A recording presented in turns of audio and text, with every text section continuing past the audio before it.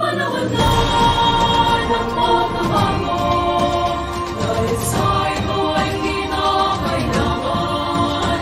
Tayo na magtulong-tulong na maunlarin ang mahalagang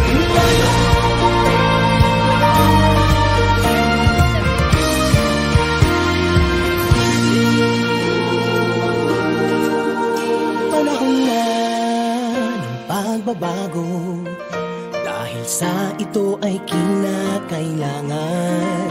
Tayo na magtulong-tulong na paunlarin ang mahal nating bayan.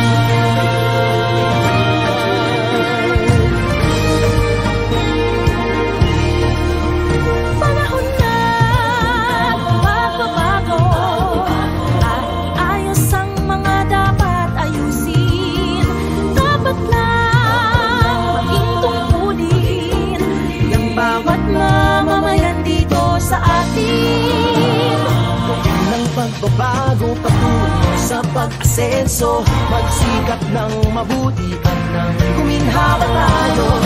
Bagong malaki natin sa mundo at ipamalas ang bagong Pilipino at bagong